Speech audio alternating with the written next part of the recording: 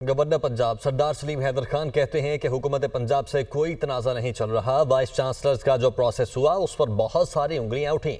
मेरी ख्वाहिश है चीज़ें शफाफियत पर हों, वाइस चांसलर्स अच्छे लोग लगे जो इस काबिल हों। इस मुल्क में सिर्फ 20 लोगों ने शक्लें बदल बदल कर वाइस चांसलर लगना है। नौजवानों को मौका दिया, उनमें भी सलाहियतें मौजूद हैं। चार्टर ऑफ डेमोक्रेसी एक दस्तखतशुदा डॉक्यूमेंट है। 19वीं तरमीम में खराबी को दूर करके मेरिट पर जजेस तैनात किए जाएं, आइन की तशरीह की जाए, बजाय नया आइन लिखा जाए।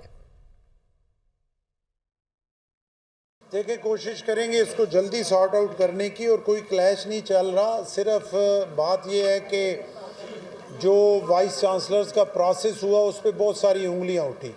तो मेरी कोई ख्वाहिश नहीं है, जैसे मैंने पहले भी कहा, मैं चाहता हूँ चीज़ें ट्रांसपेरेंट तरीके से हों और मेरिट पे हों, अच्छे लोग लगें वाइस चांसलर जो उस काबिल हों। इस मुल्क में सिर्फ 20 लोग हैं जिन्होंने शक्लें बदल बदल के वाइस चांसलर लगना है। उनके अलावा कोई ऐसा नौजवान नहीं है जो उस सीट पे आ सके। नौजवान जिनमें सारी सलाहियतें मौजूद हैं उनको कंसिडर किया जाए और उनको भी मौका दिया जाए। चार्टर ऑफ डेमोक्रेसी एक साइन हुआ डॉक्यूमेंट है मियाँ नवाज शरीफ साहब की तरफ से और मोहतरमा बेनज़ीर भुट्टो शहीद साहबा की तरफ से।